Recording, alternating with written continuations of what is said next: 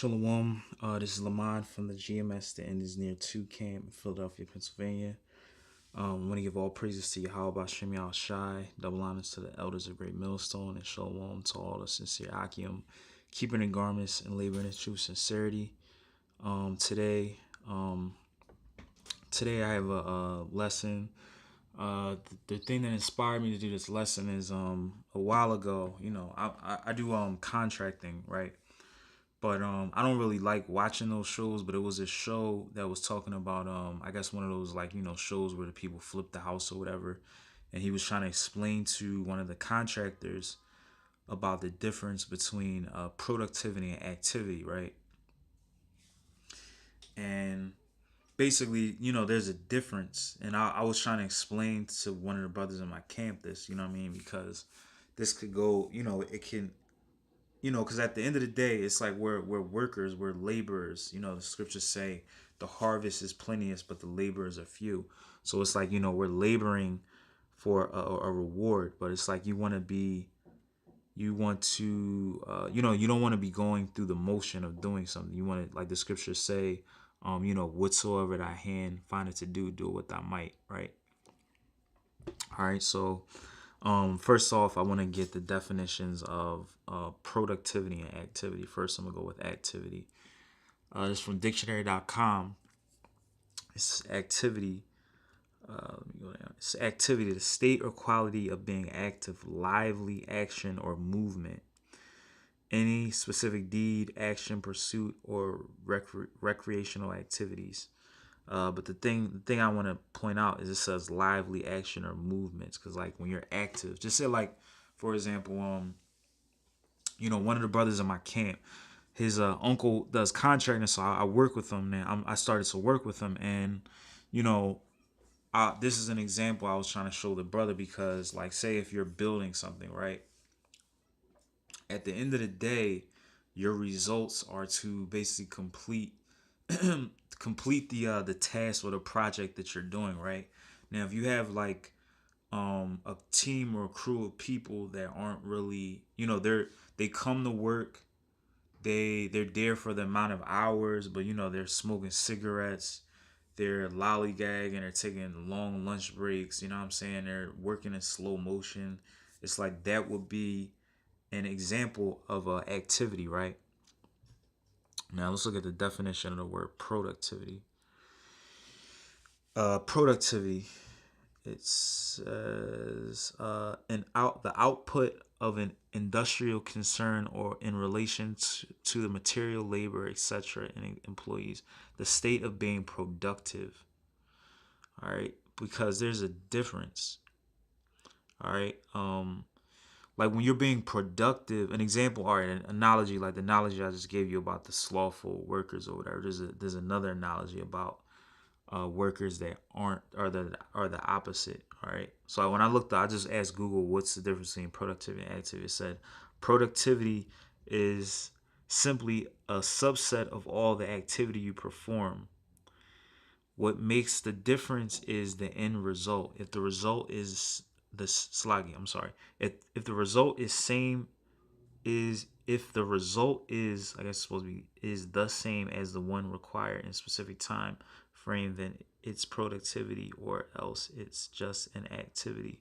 Because it's like, just like I said, like say for example, with the contracting thing, if you have a crew of people that are being productive, it's like they're organized, they know, they have a list of things that they're gonna get done at the end of the day. So like at the end of the day, they could say, all right, this was done or whatever. You know what I mean? They weren't taking long breaks. They weren't they were utilizing their time wisely. You know what I mean? To get their objectives accomplished. All right. So Lord's will. That's and I was just thinking about how that correlates to the truth, because you want to be being productive, Well, let me jump into the scriptures before I go off on a tangent. This is Matthew chapter 6 verse 19.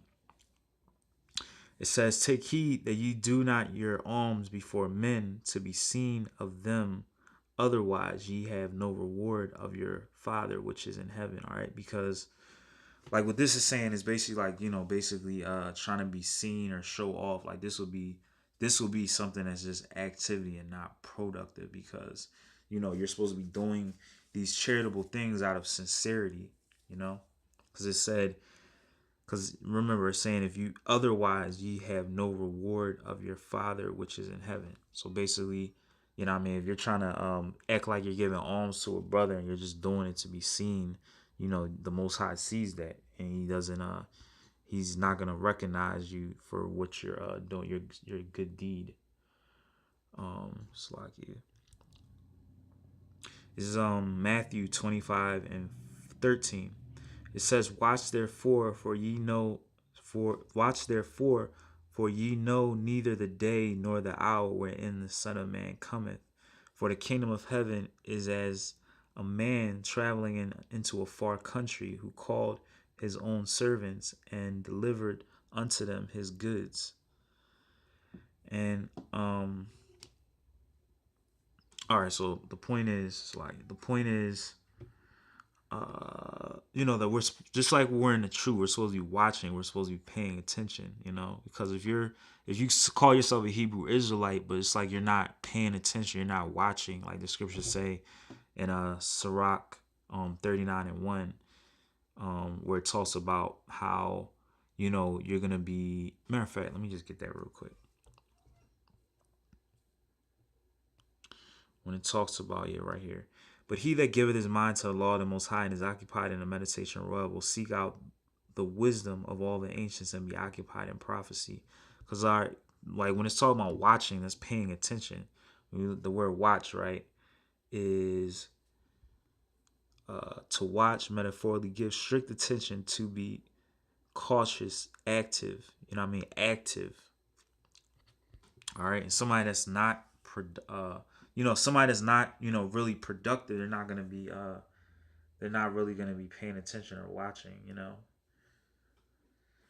So let's see, verse 24.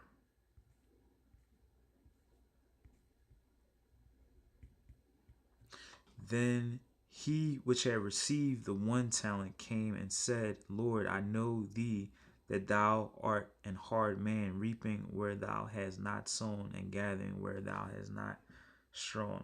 So this is the parable of the talents, but basically it's an example. This is within that this parable is giving examples of how you had laborers that didn't really, they were active but they didn't really produce anything, because they didn't they didn't multiply basically the talents that the Lord gave them. All right, and that's the same thing for this truth. You have people, that we're given a great opportunity to be servants to the Lord Yahweh Shai. So it's like you don't wanna, go through the motion of doing it. You know what I mean? Because he could pick, the Most High could have chose anybody, but he called, or sorry, he called, the brothers that are called right now. All right. So that's why it behooves you to take this word seriously. This is Ephesians chapter 5 verse 15. It says, See then that you walk circumspectly, not as fools, but as wise. So when it says you walk, right? Let's look up this word walk. To walk, to make one's way, progress, to make due use of opportunities. Alright, so to make due use of opportunities. So I'm going to read it again. See then that ye walk circumspectly. The word circumspectly, exactly, accurately, diligently. All right, so and it's saying not as fools, but as wise. So that's how we're supposed to live our life and make use of our life, as wise, as being wise. It says redeeming the times, because the days are evil. So that's why we're supposed to take this opportunity that the Most High gave us and take it seriously. Productivity versus activity. Like you have the our contemporaries, or the so-called Black Christian church. They they open up the Bible, but they might read two scriptures, don't break it down, or they don't really get into or put apply the scriptures to their lives like that. They're trying to be in the world basically. You know what I mean? That's You can't do that. You got to be either one way or the other.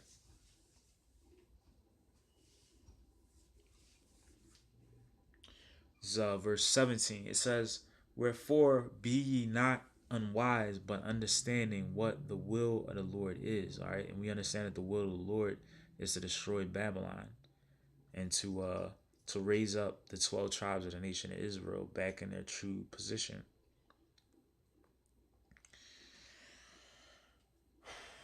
And we understand that we're just vessels that the Most High is using to basically do His will. Like, how you have like when you're a little kid, you got action figures or whatever, and it's basically like you control them to do what you want them to do. That's what the Most High would like. The Most High's action figures, and he makes us do what His purpose is to do, not our own. Is Psalms 90 and 12. It says, Psalms 90 and 12. "So teach us to number our days, that we may apply our hearts unto wisdom." Yeah, it says apply your hearts, your mind unto wisdom. All right. So once we've woken up to this truth, we're supposed to apply what we've learned to our lives. Apply what we learn. Go out. Once we learn that we're Israelites, we're on a level to go out and teach. We're supposed to go out and teach. This is Jeremiah 29 and 7. It says, "And seek the peace of the city, whither I have caused to be carried away captives, and pray unto the Lord for it, for in the peace thereof shall ye have peace." And seek the peace of the city, whither I have caused you to be carried away captives, and pray unto the Lord for it, for in the peace thereof shall ye have peace. It's like I'm trying to think. Is this the scripture I was? And seek the peace.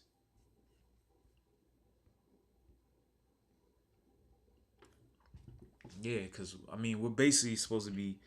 How are we gonna get peace? The way that we're gonna get peace is when America's thrown down, when Babylon is basically destroyed.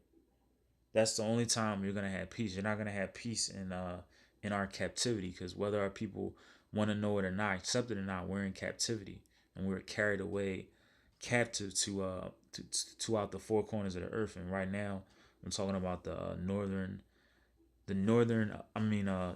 western hemisphere of America. That's where the Israelites are held captive, and we're not gonna see peace until the kingdom of heaven is established. So that's what we're supposed to be seeking after. Like it says in Matthew 6 and 33, seek ye the kingdom, and then all these things shall be added unto you.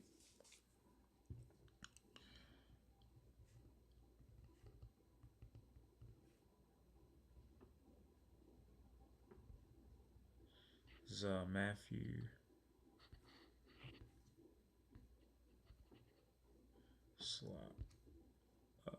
Matthew 5:16. "Let your light so shine before men, that ye may see your good works, and glor- glorify your Father which is in heaven." Yeah, so it says let your light so shine. So that's what we're supposed to be doing. Like uh like Apostles of Horror, just like I was saying, I think I said in one of my other videos, you shouldn't even have had to really say this about the videos, because we should have been doing this all along, because it's like that's what I'm saying, productivity versus activity. You know, just being in the camps and going out teaching, that's not enough. Like the scriptures say, make full use of your ministry. So at the end of the day, it's like we're the watchman blowing the trumpet. We're like the alternative media news for our people. So that's what we're supposed to be telling them. When you look on the regular news, where the people that get paid for doing the news and stuff, how often do they put up videos and information about things that are going on every day? You know what I mean? So that's the same spirit really we're supposed to be in. Ephesians 2 and 10, for we are his workmanship, created in Hamashiach Yahushai unto good works, which Yahweh hath before ordained that we should walk in them. All right, so the Most High basically he set us up to basically go out and teach our people and to edify our people. We were set up. He said hath foreordained that we should walk in them. So we're vessels that the Most High through your spirit of Yahweh Hashem Yahshai is set up for good works. This is Colossians chapter 3 verse 24. So I get verse 23. And whatsoever ye do, do it heartily as to the Lord and not unto men. So, at the end of the day, just like that scripture earlier where it was talking about doing your alms before men, you're not supposed to do that. You're supposed to do it out of sincerity of heart. All right. Knowing that of the Lord ye shall receive the reward of the inheritance, for ye serve the Lord Hamashiach. Knowing that of the Lord ye shall receive the reward of the inheritance, for ye serve the Lord Hamashiach. So that's where we're gonna receive our reward for basically for serving Yahweh Hashem Yahushai. All right. This is Colossians chapter.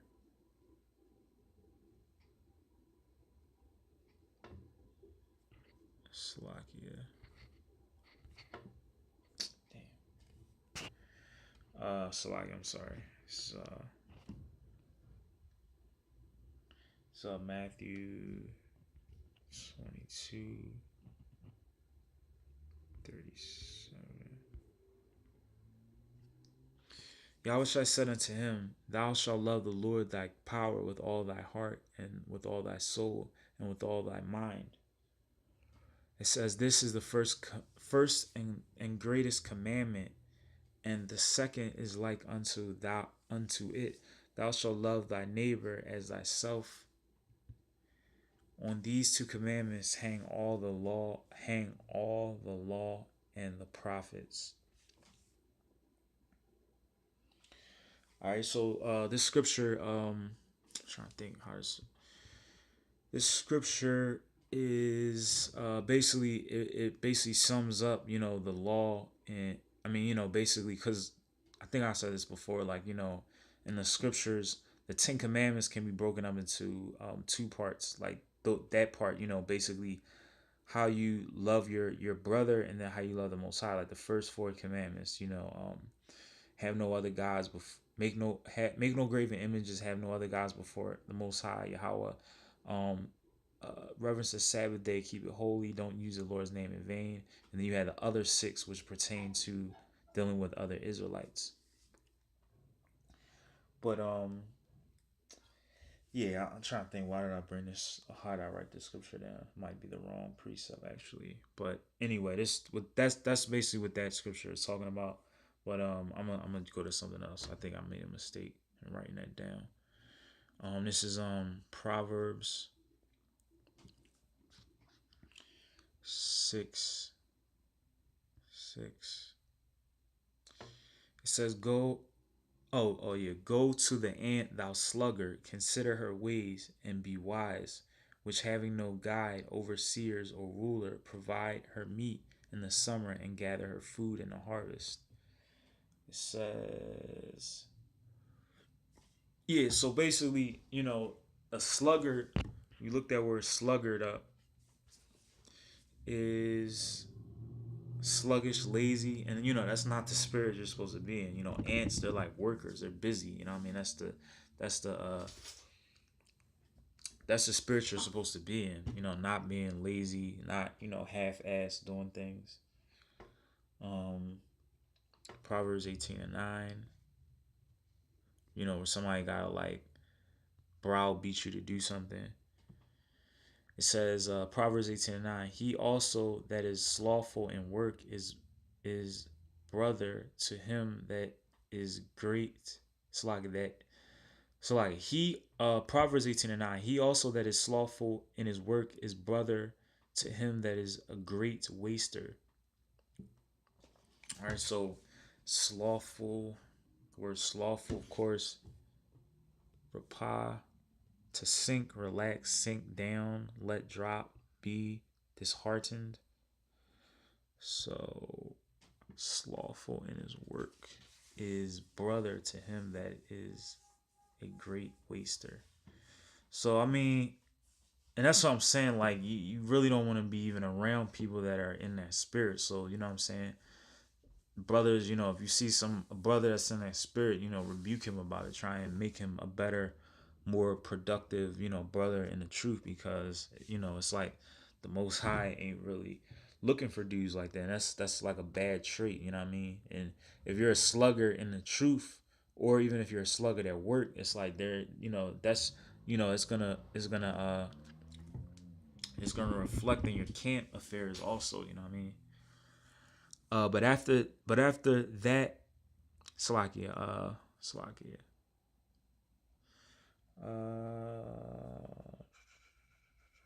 Let me go to Proverbs.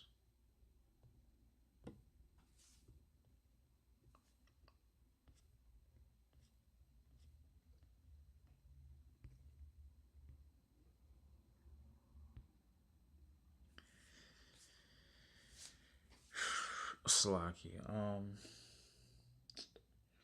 Proverbs 19:5.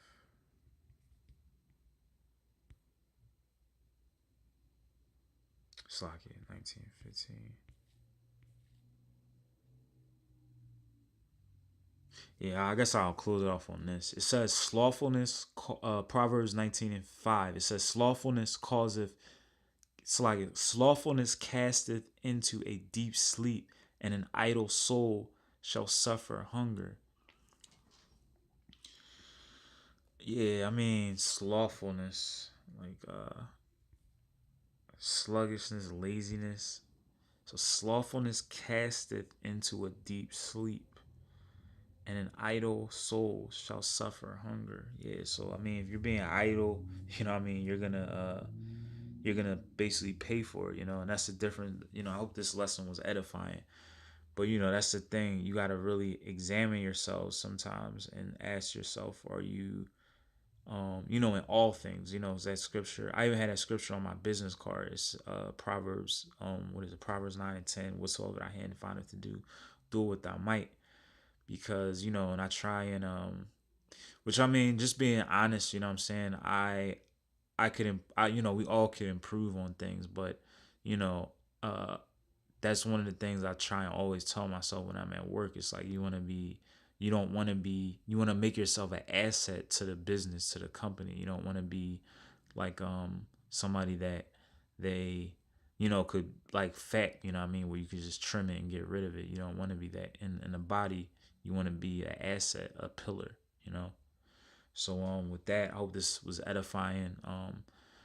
I want to give all praises to Yahweh Shem Shai, double honor to the elders, and shalom to all the sincere Akim, keeping their garment.